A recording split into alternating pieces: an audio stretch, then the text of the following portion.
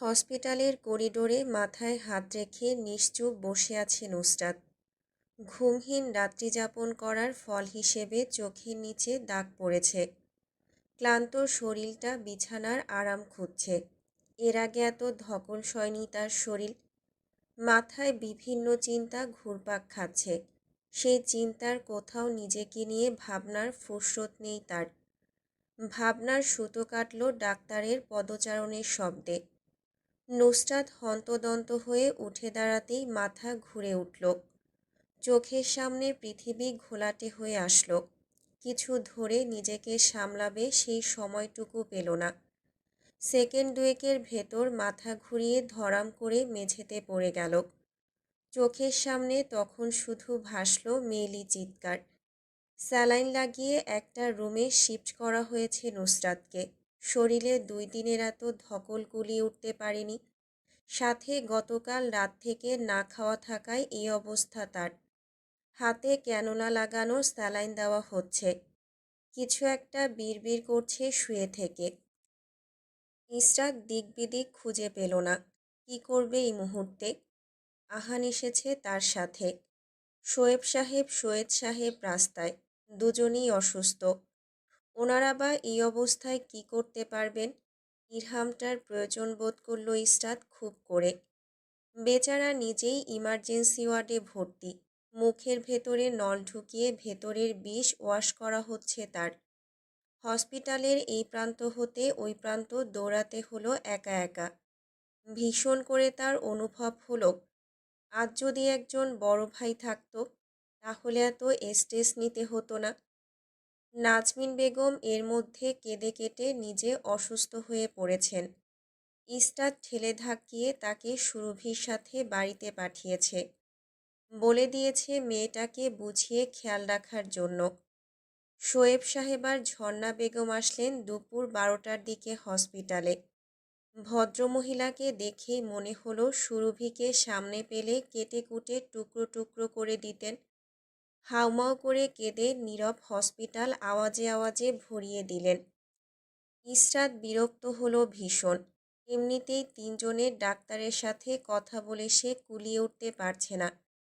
তার ভেতরে ভদ্রমহিলার এমন নাকি কান্না। শোয়েব সাহেবকে ইশারায় কাছে ডাকল সে। তখন ঝর্ণা বেগম দরজার বাহিরে দাঁড়িয়ে ছেলের কিভাবে বিশ্বাস করা হচ্ছে তা দেখছেন ছলো ছলো চোখে। চোখ মুছছেন কাপড় দিয়ে, আবার কাঁদছেন। ইসরাত শান্ত থাকল। এই মুহূর্তে তাকে শান্ত থাকতে হবে।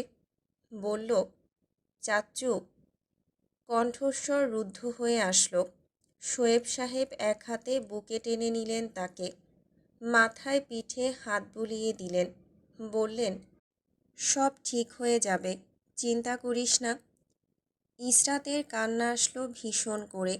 তবুও সে নিজেকে ধরে রাখল।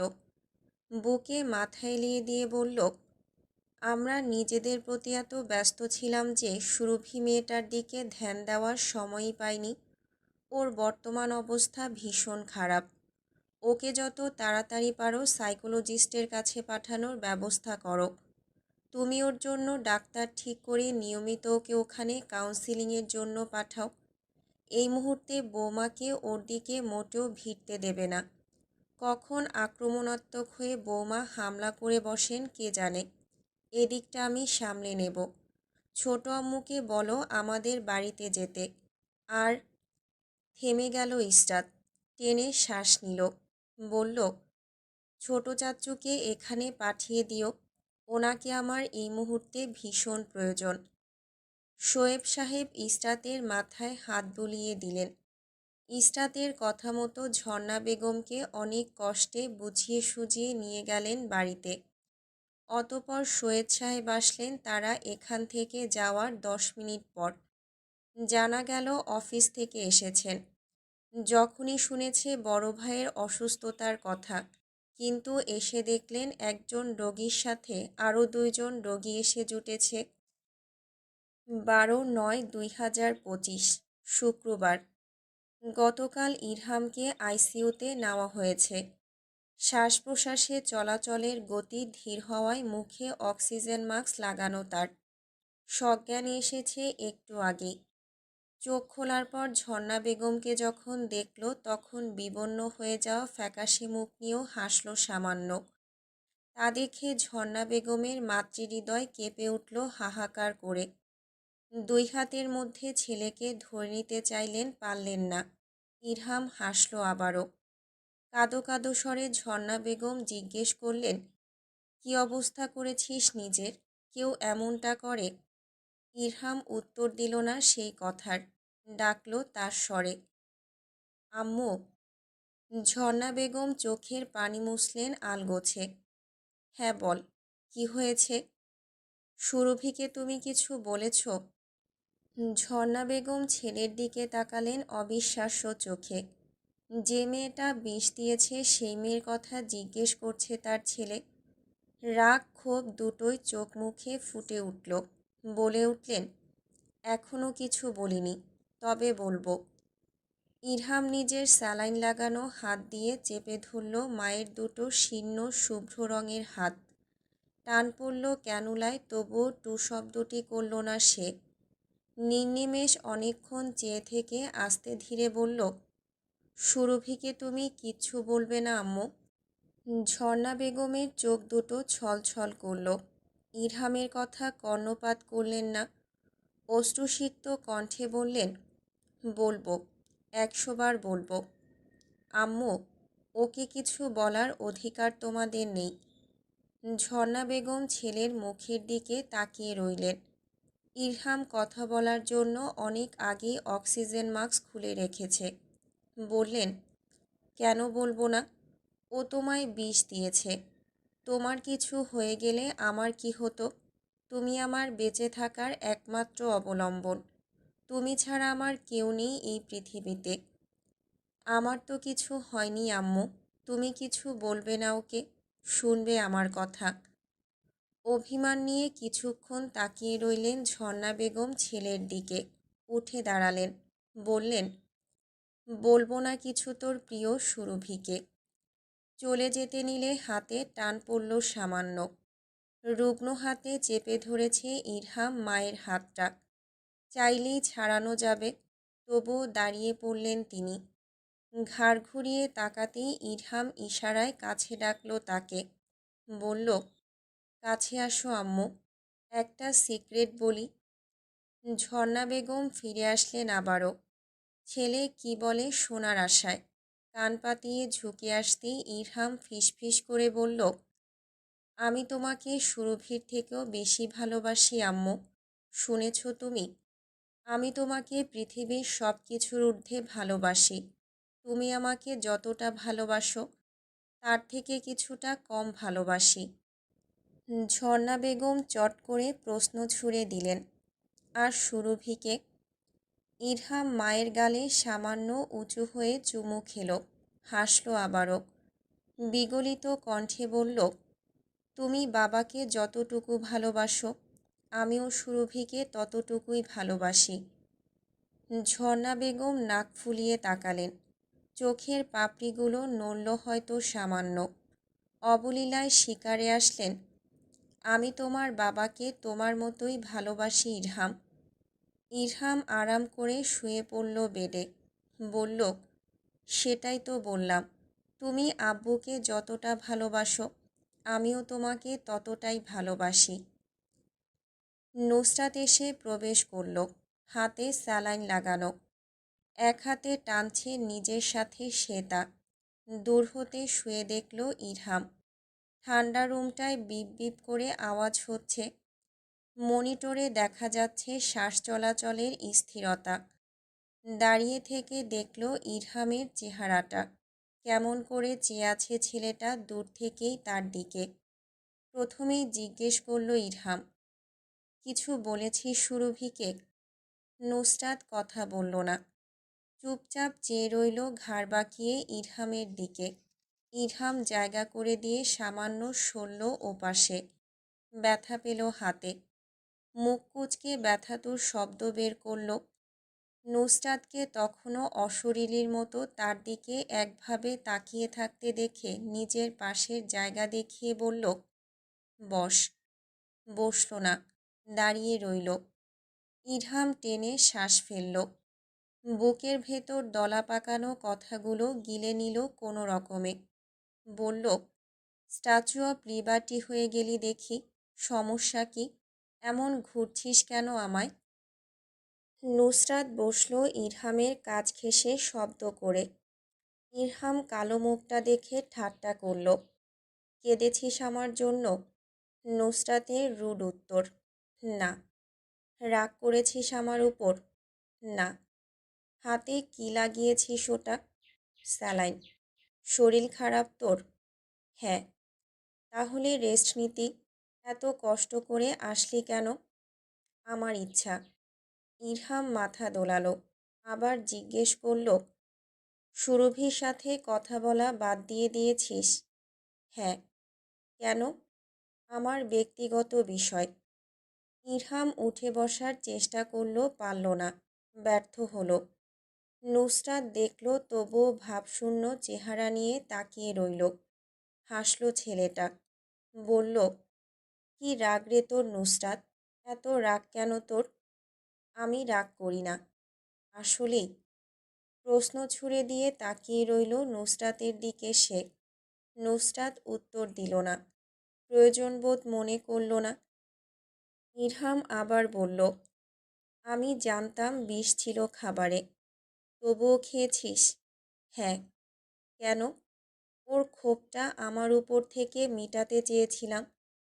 নুসরাত কিছুক্ষণ ইরহামের দিকে তাকিয়ে থেকে উঠে দাঁড়ালো। যেতে গিয়ে থামল। জিজ্ঞেস করল, সুরভির প্রতি তোর অনেক পীড়িত, তাই না? ইরহাম মাথা দোলালো উপর নিচ। নুসরাত 2 পা এগিয়ে আসলো তার দিকে। কিছু বুঝে ওঠার সুযোগ না দিয়েই ক্যানোলা ধরে টান মেরে বসল মেয়েটা। ইরহাম গলা ফাটিয়ে চিৎকার করে উঠল। কানে ভেসে এলো, ভালোবাসা দেখে আমি শিহরিত। তুই মরে গেলি না কেন কুত্তা? বেঁচে আছিস কেন? মর শালা, মর। মরে কবরে যা। ইরহাম হাসল।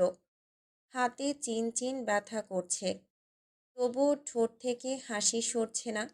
মৃদুমন্দ রক্ত বের হচ্ছে।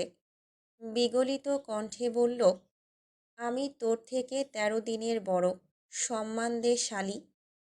তোর ওই বালের 13 দিন আমি গোনায় ধরি না। যা সর। যেতে যেতে খামচি একটা বসিয়ে গেল ইরহামের পেটে।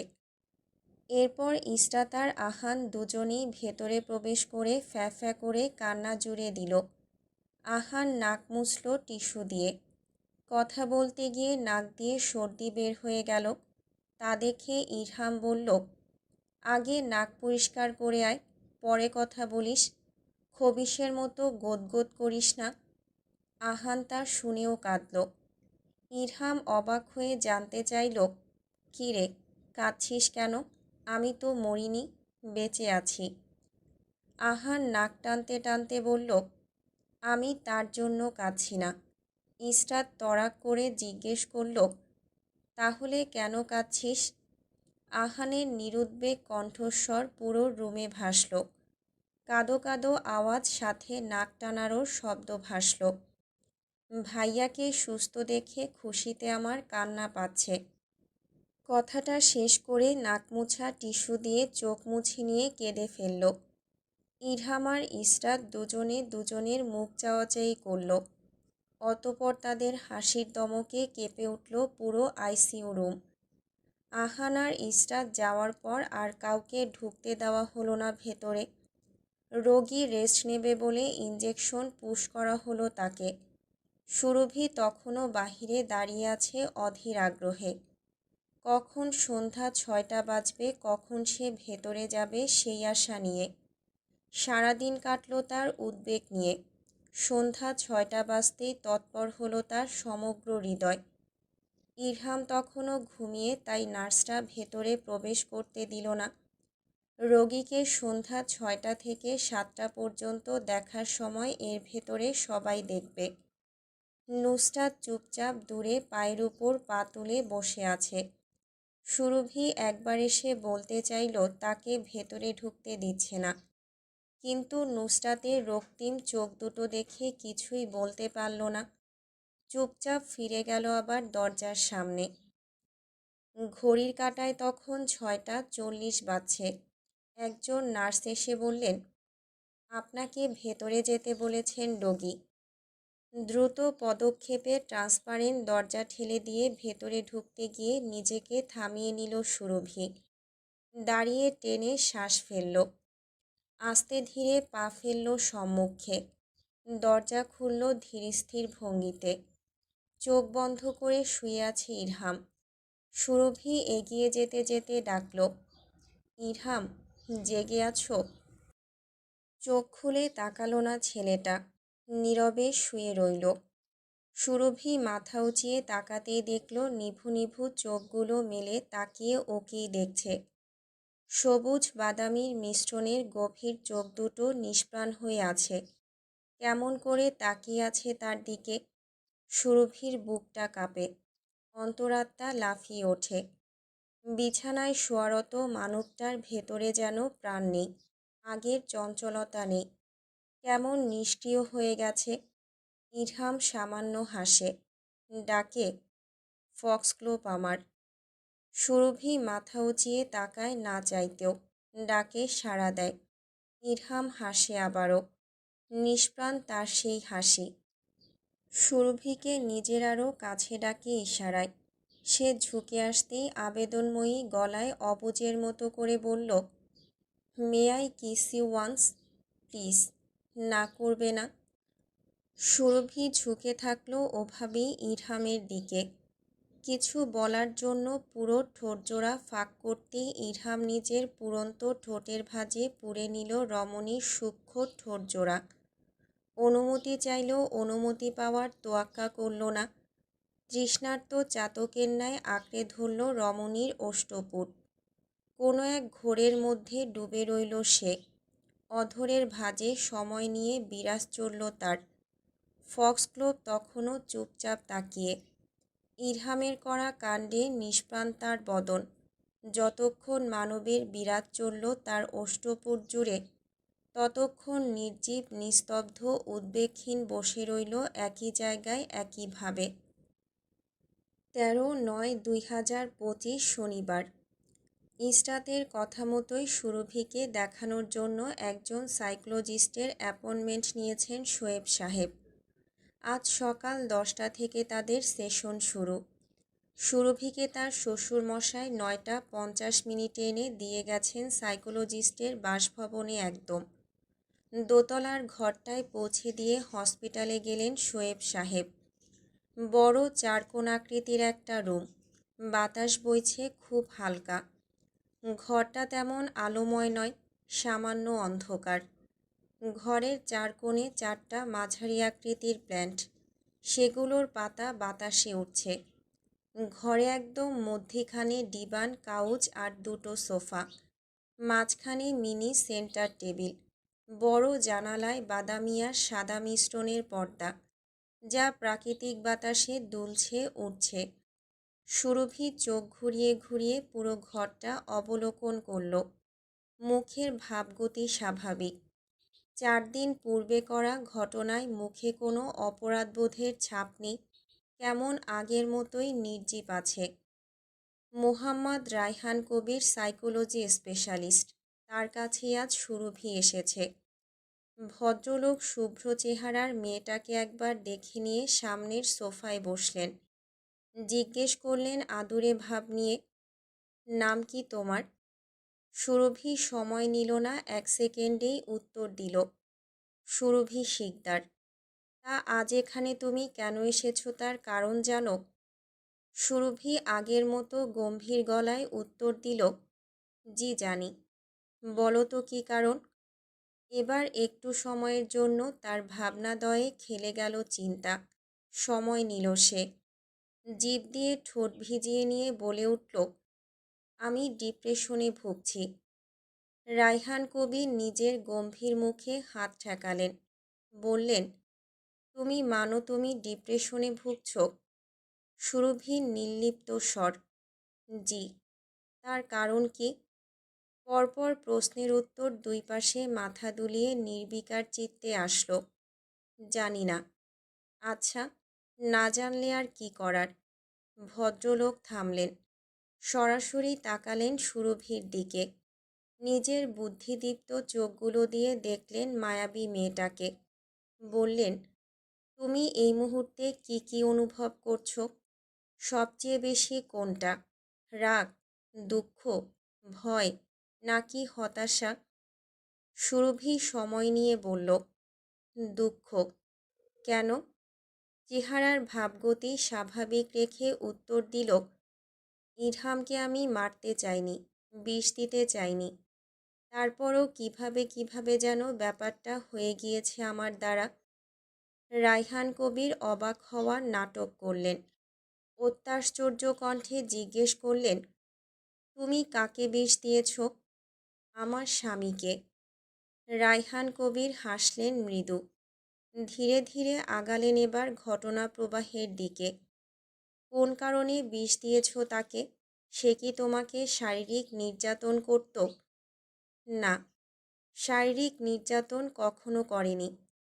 তাহলে ফিজিক্যালভাবে কোনো হয়রানি করত? সুরভি দুই পাশে মাথা দোলালো। বলল, সেটাও না। ভদ্রলোক শ্বাস ফেললেন। বিড়বিড় করলেন নিজ মনে, ভেরি কমপ্লিকেটেড। তারপর জিজ্ঞেস করলেন, তাহলে এটা বলো, তোমাদের ভেতর ফিজিক্যাল রিলেশন ছিল? সুরভি মাথা দোলালো। রায়হান কবির বুঝেছেন যেন সেভাবে মাথাটা আবারও দুলিয়ে নিলেন। বললেন, তাহলে তোমার স্বামীর প্রতি কোন বিষয় নিয়ে তোমার ক্ষোভ? আমাকে ধীরে ধীরে বিস্তারিত কাহিনীটা বলো, এবং কোন বিষয়টা তোমাকে সবচেয়ে বেশি কষ্ট দিয়েছে তাও জানাও। সুরভি হাতের দিকে চোখ স্থির করল। মুখের রং বিবর্ণ। অনেকদিন ঠিকঠাক মুখ সে নিজেই দেখেনি আয়নায়। মেয়েলি মোমের মতো নরম চেহারাটায় সামান্য আক্ষেপের ছায়া খেলে গেল। পাখির কলকলানির মতো রিনঝিনে সেই কণ্ঠস্বরটা বাড়ি খেল চারদিকে। আমাদের বিয়ে হয়েছিল 22 আগস্ট। বিয়েটা আমার জন্য সম্পূর্ণ অনাকাঙ্ক্ষিত ছিল। আমি কখনো চাইনি ইরহামের মতো ব্যক্তি আমার স্বামী হোক, যে প্রতিদিন এক একটা মেয়ের জীবন নষ্ট করে। সে আবার কখনো ভালো স্বামী হতে পারবে? প্রশ্ন ছুড়ে দিয়ে থামল সে। রায়হান কবির বললেন, হ্যাঁ, তুমি তোমার দিক দিয়ে ঠিক, সেটা আমি বুঝতে পারছি। এরপর কি হলো বলো। আমার দাদা নিজাম শিকদার ভদ্রলোক অনেকবার নুসরাতের সাথে মিশতে না করেছেন। সরি, মাঝখানে ঢুকে পড়ছি। নুসরাতটাকে? সুরভি পানি খেয়ে নিল এক ঢোক। বলল, নুসরাত আমার ননদ, বলতে পারেন আবার খুব কাছের বন্ধু। ওর জন্যই ও বাড়িতে চলাচল আমার বেশি ছিল। আমার দাদার না মানতাম না কখনো আমি, বলতাম কিচ্ছু হবে না। কিন্তু ওনার কথা একদিন সত্যি হয়ে গেল। আমি আর ইরহাম এক রুমে আটকা পড়লাম। আমি সাপের ভয়ে হুঁশ হারালাম। এরপর কি হলো জানি না। হুঁশ যখন ফিরল, মানুষের সমাগম। একদিক থেকে এ টানছে, একদিক থেকে সে টানাহিঁচড়া করছে আমায়। আমি হতবিহ্বল নির্বাক। অবাক হয়ে দেখি সব হচ্ছে কি আমার সাথে। যখন জানতে পারলাম আমার আর ইরহামের বিয়ে, আমি মেনে নিতে পারলাম না। যাকে কখনো ওই চোখে আমি দেখিনি, তার সাথে আমি বিয়েটা মেনে নিব কিভাবে? কোনো দিন কোনো ছেলের সঙ্গে কমিটমেন্টে যাইনি। সেই আমি জড়িয়ে পড়লাম এক চরিত্রহীন লোকের সাথে। আমি কখনো ভাবিনি আমার ভাই, আমার দাদা সবাই আমার থেকে মুখ ফিরিয়ে নেবে। একজন ভিক্ষুক এমন আহাজারি করলে সবার মন গলে যায়। আমি সবার কাছে ভিক্ষা চাইলাম, কিন্তু কেউই শুনল না। বললামও আমাদের ভেতর কিচ্ছু হয়নি, তবুও কেউ শুনল না। জোর জবরদস্তি করে আমাদের বিয়েটা শেষ পর্যন্ত পড়িয়ে দিল। আমি হতবাক হওয়ার সময়টুকুও পেলাম না। অতঃপর আমাদের ঢুকিয়ে দেওয়া হলো রুমের ভেতর।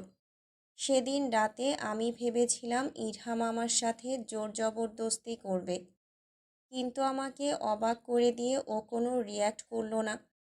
আমার এক মন তার এসব কাজ দেখে অবাক হচ্ছিল, এক মন বিরক্ত। আমার পরিবার যেখানে আমার হাত ছেড়ে দিয়েছিল সেখানে অপরিচিত ছেলেটা আমার হাত ধরে নিয়েছে। কেন ইরহাম খারাপ ব্যবহার করছে না আমার সাথে? রাত জেগে প্রেম করা ছেলেটা আমার জন্য ওসব বাদ দিয়েছে। সারাদিন বাদরামি করে বেড়াতো যে সে আমি আসার পর থেকে আমার খেয়াল রাখতো। বাদরামি করা ছেড়ে দিয়েছিল। এমনকি আমাকে একা রেখে কখনো কোথাও যেত না। আমি বজ্রপাত ভয় পাই বলে বৃষ্টির দিন রাতে চুপচাপ চেয়ার টেনে বসে থাকতো যাতে আমি ভয় না পাই, দুশ্চিন্তামুক্ত হয়ে ঘুমাই। কিন্তু এসব আমি কোনোভাবেই মেনে নিতে পারছিলাম না তার ভালো মানুষই।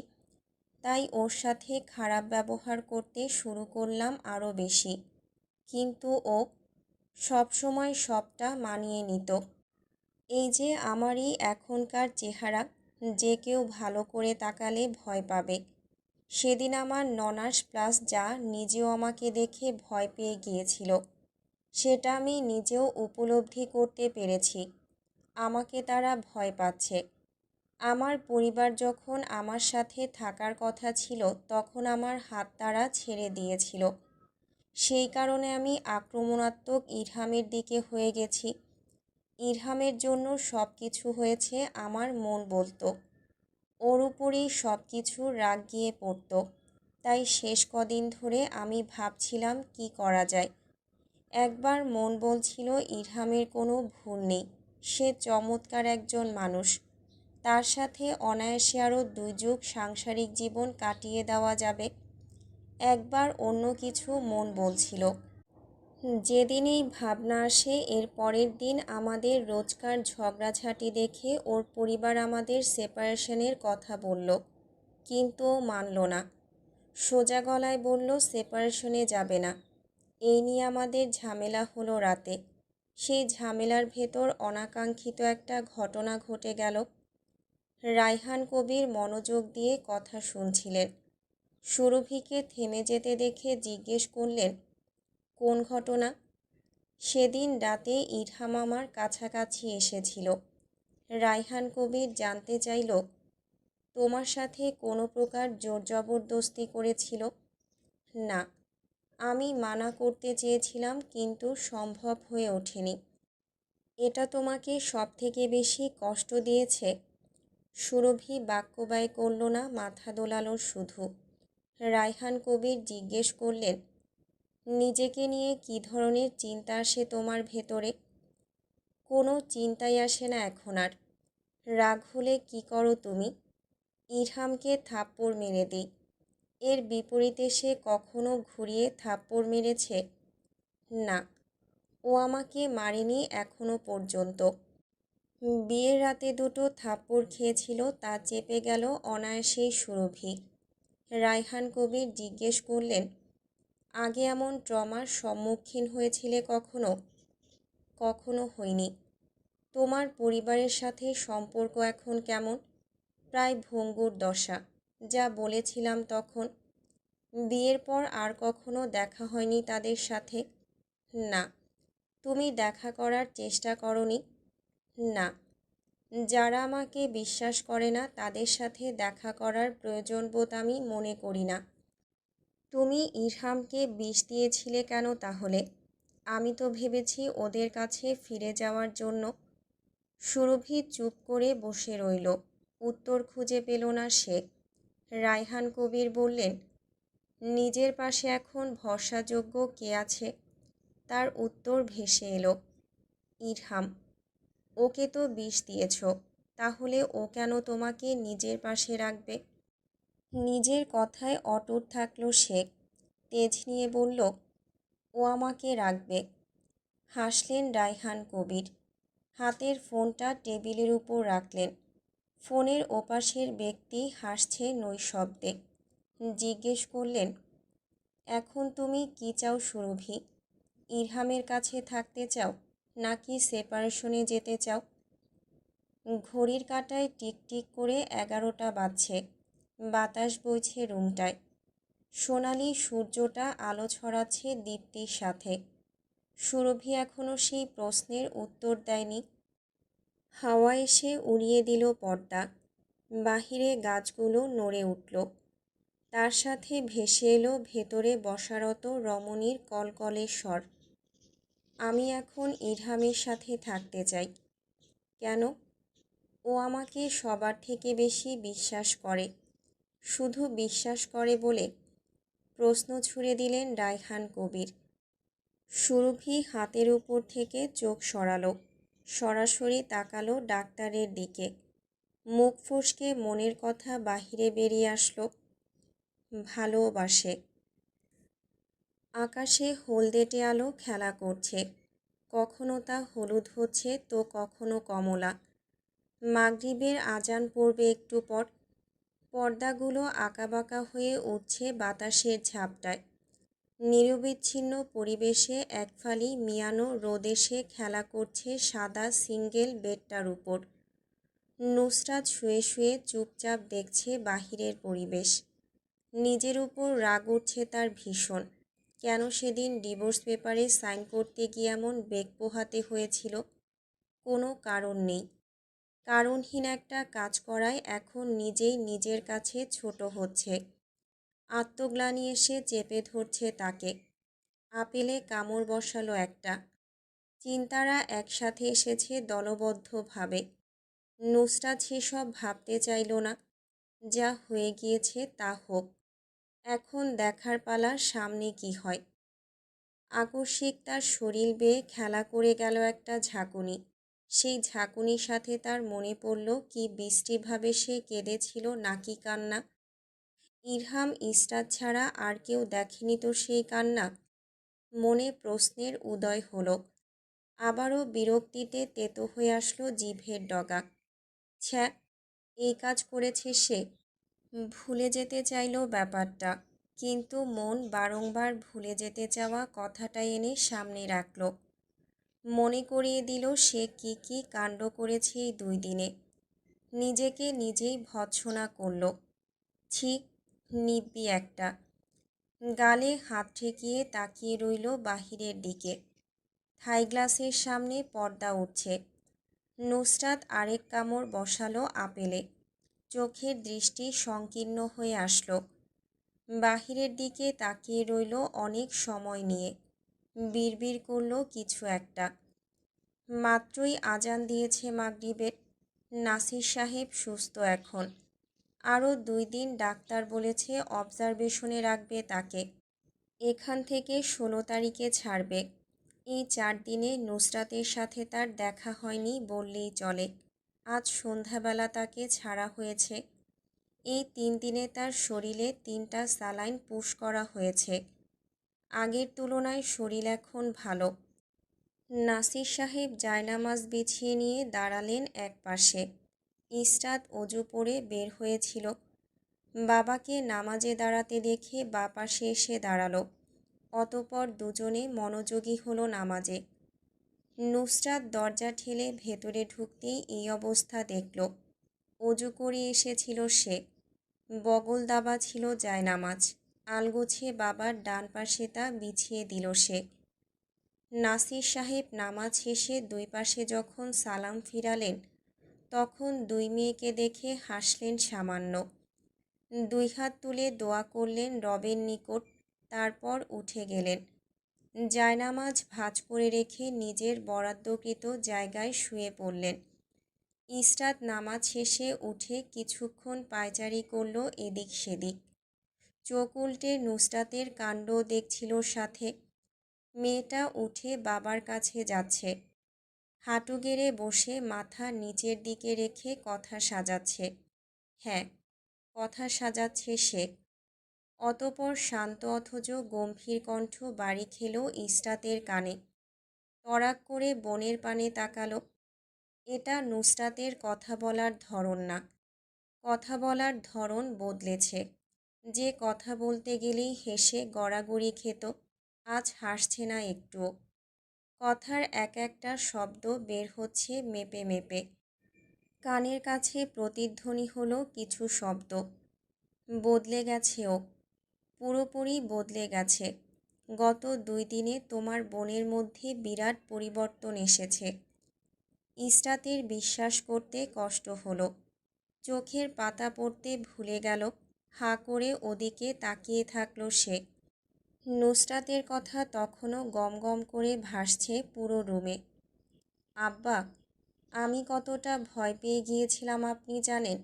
আপনি আমাকে নিয়ে এত চিন্তা করলেন কেন? আমি ঠিক আছি, এত চিন্তার কোনো বিষয় নেই। আর কখনো এত চিন্তা করবেন না। হুম। ওকে। নাসির সাহেব মেয়ের হাত নিজের হাতের মুঠোয় চেপে ধরলেন। বললেন, কথা দাও, আর কখনো কাঁদবে না তুমি। কথা দাও, কখনো কাঁদবে না। কথা দিচ্ছি, আর কাঁদব না। নাসির সাহেব মায়া নিয়ে তাকিয়ে রইলেন মেয়ের শ্যামমুখের দিকে। মাথায় হাত বুলিয়ে দিয়ে বললেন, তোমাদের দুই বোনের চোখে পানি দেখলে আমি নিজেকে ধরে রাখতে পারি না। তোমাদের কিছু হলে আমি নিজেকে দোষী মানব। আমার জন্য আজ তোমার এই অবস্থা। বলো, আর কখনো কোনো পরিস্থিতিতে ভেঙে পড়বে না, কাঁদবে না। কথা দাও আমায়।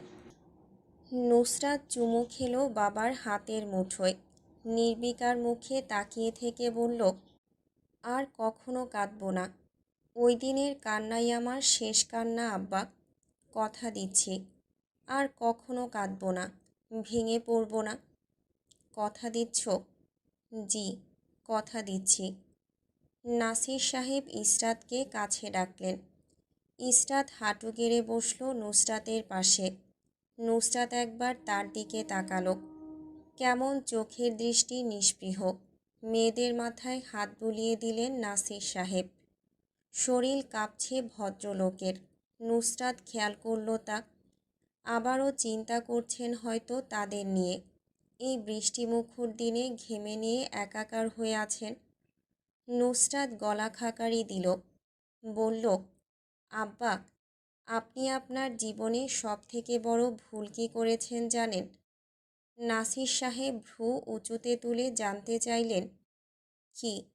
নুসরাত হেহে করে হাসল। দাঁত উপরের দুটো বের করে নির্লজ্জের মতো বলল, দুটো মেয়ে জন্ম দিয়েছেন, একটা ছেলে জন্ম দিলেন না কেন? এই বয়সে তাহলে একটা কাঁধ থাকতো আপনার ভার বহনের জন্য। ইসরাত শব্দ করে হাসল। নাসির সাহেব চোখ পাকালেন। নুসরাত আবারও বলল, এখনও সময় আছে, একটা ভাই কিন্তু আনতেই পারেন। চুপ বৎ, চুপ। নুসরাত চুপ করল না। আগের মতো করেই বলল, আমি কি বলছি আম্মাকে ভাই গিফট করার জন্য? আমি তো বলেছি একটা ভাই কোথাও থেকে অ্যাডাপ্ট করতে। আশ্চর্য, এত রেগে যাচ্ছেন কেন আপনি? নাসির সাহেব রাগী কণ্ঠে বলে উঠলেন, যাও, বের হও আমার রুম থেকে। তুমি আস্ত একটা বদমাইশ হচ্ছ দিনে দিনে। তা কি তুমি বুঝতে পারছো? বাবার সাথে কেউ এসব নিয়ে মজা করে? নুসরাত গেল না, উল্টো চেপে বসল। বলল, কেউ না করলে কি হয়েছে? আমি করতে পারবো না এমন কোনো বিধান বা নীতি আছে যে ছোট ভাইয়ের আবদার বড় বোন করতে পারবে না? চুপ বৎ, চুপ। আর একটা কথাও বলবে না তুমি। নুসরাত কথা তো বন্ধ করলই না, উল্টো নাসির সাহেবের ঘাড়ে চড়ে বসল একটা ভাই তাকে দেওয়ার জন্য।